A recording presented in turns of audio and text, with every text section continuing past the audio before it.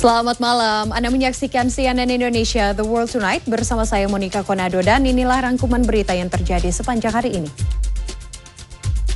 Berikut ini kita ikuti informasi yang pertama terkait dengan aksi saling serang dua kelompok remaja yang terjadi di kawasan Kramat Jati, Jakarta Timur. Sementara itu bentrokan mewarnai pesta demokrasi pemilihan Kepala Desa Karangrejo, Kecamatan Bonang, Demak, Jawa Tengah. Di kawasan Duren Sawit, Jakarta Timur, kawanan maling melancarkan aksi pencurian di sebuah tempat pangkas rambut. Mereka membongkar berangkas di meja kasir. Sementara itu aksi pencurian kaca spion mobil SUV di Kompleks Kafling Polri Jelambar, Tanjung Duren, Jakarta Barat terekam CCTV. Video seorang ibu yang membawa bayi hendak melompat dari peron stasiun Pasar Minggu Jakarta Selatan menjadi viral di media sosial. Sementara itu sebuah para layang jatuh di perkebunan warga usai tinggal landas di kawasan Gunung Lingga, Sumedang, Jawa Barat. Informasi selanjutnya terkait dengan seekor sapi yang mengamuk di Karanganyar, Jawa Tengah hingga masuk ke warung dan membuat pengunjung panik. Sementara itu di Surabaya, Jawa Timur, 3 bangunan ambruk saat pengerjaan proyek box culvert Dinas SDA dan Bina Marga Kota Surabaya. Viral di media sosial, sekelompok pelajar SMP terlibat adu jotos di sebuah bangunan kosong di Kabupaten Bandung, Jawa Barat. Pihak sekolah mengaku kejadian tersebut bukan perkelahian sungguhan, melainkan hanya candaan antar pelajar. Seorang pengendara motor di Bekasi, Jawa Barat mengalami kecelakaan tunggal. Korban yang tak sadarkan diri dievakuasi dengan menggunakan mobil truk terbuka. Terjatuh saat dibonceng sepeda motor, seorang siswi terkapar di tengah jalan raya di jalur Trans Sulawesi, Kabupaten Goa, Sulawesi Selatan pada Selasa siang. Kita beralih ke informasi lain, kebakaran di puncak Gunung Welirang, Kecamatan Pacet, Kabupaten Mojokerto, Jawa Timur semakin meluas hingga menjalar ke Taman Hutan Raya Raden Suryo Selasa sore. BPBD Kabupaten Mojokerto belum bisa memastikan luasan lahan yang terbakar dan masih melakukan pendataan. Sebelumnya juga telah diberitakan kebakaran terjadi di 4 gunung di Jawa Timur. Api membakar hutan di Gunung Lawu, Gunung Arjuna, Gunung Welirang, dan Gunung Semeru. Kebakaran sulit dipadamkan karena api ini cepat merambat akibat angin kencang kemarau. Ulah seorang istri anggota polisi yang juga seleb TikTok memarahi seorang siswi SMK yang tengah magang di pusat perbelanjaan di Kota Probolinggo viral di media sosial. Akibatnya pihak sekolah melaporkan sang seleb ke polisi karena membuat muridnya trauma. Beralih ke informasi lain, keluarga Imam Mashkur, korban penganiayaan oleh oknum Pas Pampres TNI mendatangi pengacara kondang Hotman Paris di kawasan Kelapa Gading, Jakarta Utara Selasa pagi. Hotman Paris menilai penyidik harusnya menerapkan pasal pembunuhan berencana kepada tersangka karena sebelumnya telah ada ancaman pembunuhan kepada korban. Anggota DPRD Batubara, Sumatera Utara berteriak histeris mengaku sebagai anak koruptor saat sejumlah wanita berunjuk rasa di depan kantor DPRD. Ada pula dari Asahan, Sumatera Utara, sebuah video viral kuburan di tengah jalan di Desa Seikama Baru, Asahan, Sumatera Utara. Aksi ini bentuk protes warga karena jalan rusak parah selama belasan tahun. Rencana pemerintah Provinsi Sulawesi Selatan mereklamasi sisi timur Pulau Lailai disambut unjuk rasa warga. Mereka khawatir proyek untuk kawasan wisata bahari ini akan mengganggu ekosistem laut, sumber pendapatan utama warga sebagai nelayan. Beralih ke informasi lain, pedagang beras besar di Jalan Sibayak, Medan, Sumatera Utara mengaku adanya kenaikan harga beras. Kenaikan harga gabah membuat kilang penggilingan padi juga menaikkan harga jual ke pedagang beras besar. Akibat kenaikan yang terus-menerus, pedagang mengaku jadi sasaran kemarahan pembeli. Dampak kenaikan harga beras juga menurunkan penjualan mereka. Kita beralih ke informasi dari mancanegara. Akibat sayap patah atau sayap pesawat ini patah, sebuah pesawat ringan jatuh saat terbang untuk memeriahkan sebuah acara di Meksiko. Sang pilot harus tewas. Sementara itu di Malaysia, 11 orang pengunjung rumah makan terluka akibat ditabrak minibus yang tak sengaja berjalan mundur. Kita beralih ke Singapura yang mulai was-was terhadap resiko kiriman kabut asap dari Indonesia usai mendeteksi peningkatan aktivitas titik api di beberapa titik di Sumatera beberapa hari terakhir. Puluhan tenaga kesehatan di Los Angeles, Amerika Serikat menggelar aksi unjuk rasa menuntut kenaikan upah pada Senin. Sementara itu di Korea Selatan, sekitar 50.000 guru berkumpul untuk berunjuk rasa, menuntut perubahan dalam dunia pendidikan setelah terjadinya kasus bunuh diri sejumlah rekan mereka yang disebut akibat kurangnya perlindungan pada profesi guru. Sedikitnya satu warga Palestina tewas oleh tembakan tentara Israel dalam bentrokan di kamp pengungsi Nur Syams di dekat kota Tulkarem di tepi barat pada Selasa pagi. Kita beralih ke informasi lain, Pusat Pengendalian dan Pencegahan Penyakit Amerika Serikat (CDC) melaporkan angka rawat inap terkait dengan COVID-19 terus meningkat beberapa pekan terakhir di Amerika Serikat. Dan pada Senin malam, Gedung Putih mengumumkan bahwa ibu negara yaitu Jill Biden dinyatakan positif terjangkit COVID-19. John Loring melaporkan untuk Anda. Para pemimpin ASEAN Selasa siang berkumpul membahas sejumlah isu penting dalam sesi retreat di Ruang Cendrawasih 2 JCC Jakarta Pusat.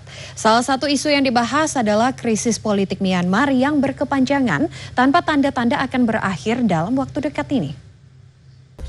Dalam ASEAN Business and Investment Summit 2023 di Jakarta pada Selasa, Perdana Menteri Kamboja Hun Manet mengatakan ingin mewujudkan adanya dialog yang bersifat konstruktif mengenai konflik yang terjadi di Myanmar. Kali ini kami akan ajak Anda untuk jalan-jalan ke kawasan Fatmawati yang menjadi salah satu destinasi favorit bagi pemburu kuliner warung tenda. Nah, di sepanjang Jalan Fatmawati Raya berjajar kuliner khas tradisional, menawarkan berbagai pilihan lauk dan juga jenis sate. Nah, menikmati malam di Jakarta memang bisa dilakukan dengan beragam cara. Salah satunya dengan mencoba aneka kuliner malam ibu kota.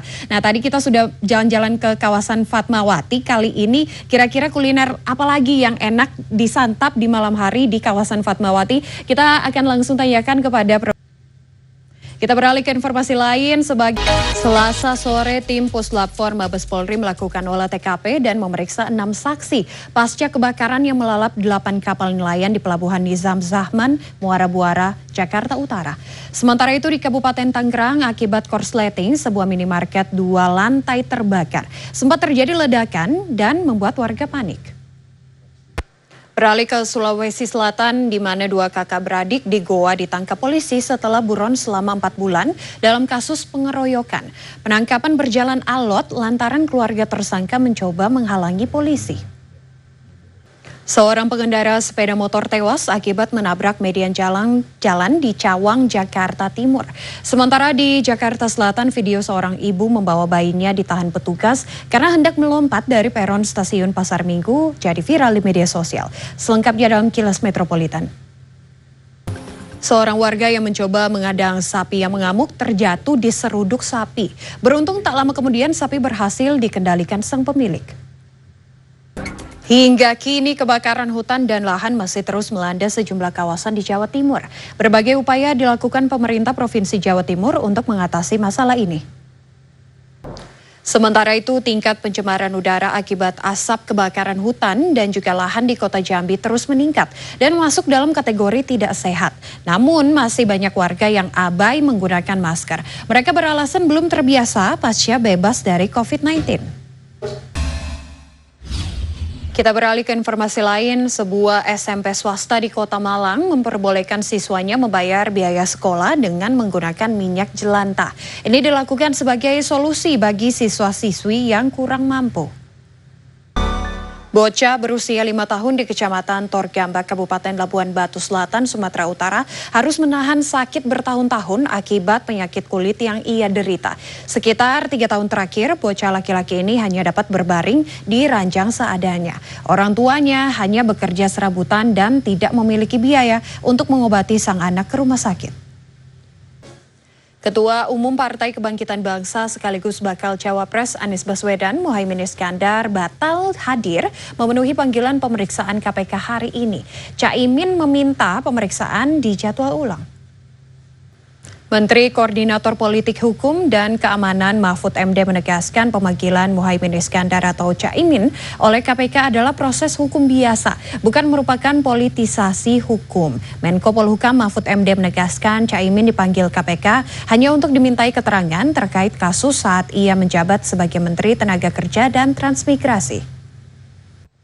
Sekretaris Jenderal Partai Keadilan Sejahtera Abu Bakar Al-Habsyi menyebutkan belum ada keputusan PKS menyetujui atau menolak nama Muhaimin Iskandar sebagai bakal calon Wakil Presiden Anies Baswedan. Informasi ini kami rangkum terkait dengan kader Partai Nasdem Ahmad Saroni yang rencananya akan melaporkan Ketua Majelis Tinggi Partai Demokrat SBY batal dilakukan. Setelah tidak menjabat sebagai Gubernur Jawa Barat, Ridwan Kamil mengaku belum menentukan arah karir politiknya. Meski begitu, Kang Emil mengaku tetap membuka komunikasi dengan semua pihak, termasuk juga bakal capres dan para ketua umum partai. Menteri Dalam Negeri Republik Indonesia Tito Karnavian melantik 9 penjabat gubernur Selasa pagi di kantor Kemendagri, Jakarta Pusat.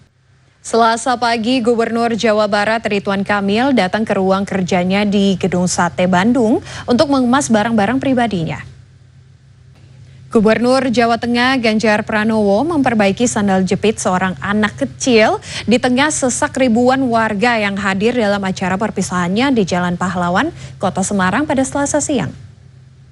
Sementara itu, Gubernur Jawa Barat Ridwan Kamil mengakhiri masa tugasnya pada Selasa ini. Didampingi sang istri, ia mengemudikan sendiri kendaraannya dari Bandung menuju kantor Kementerian Dalam Negeri Jakarta Pusat. Kita beralih ke informasi dari mancanegara. Sedikitnya 1 warga Palestina tewas oleh tembakan tentara Israel dalam bentrokan di kamp pengungsi Nur Syams di dekat kota Tulkarem di tepi barat. Masih dari mancanegara, akibat sayap pesawat patah, sebuah pesawat ringan jatuh saat terbang untuk memeriahkan sebuah acara di Meksiko. Sang pilot tewas. Sementara itu di Malaysia, 11 orang pengunjung rumah makan terluka akibat ditabrak minibus yang tak sengaja berjalan mundur. Kita ke informasi dari Singapura yang mulai was-was terhadap resiko kiriman kabut asap dari Indonesia usai mendeteksi peningkatan aktivitas titik api di beberapa titik di Sumatera. Pusat Pengendalian dan Pencegahan Penyakit Amerika Serikat atau CDC melaporkan angka rawat inap terkait COVID-19 terus meningkat beberapa pekan terakhir di Amerika Serikat. Dan pada Senin malam, Gedung Putih mengumumkan bahwa Ibu Negara Jill Biden dinyatakan positif terjangkit COVID-19. John Loring melaporkan untuk Anda. Jepang memutuskan untuk membuang air limbah nuklir yang telah diolah dari PLTN Fukushima ke Lautan Pasifik.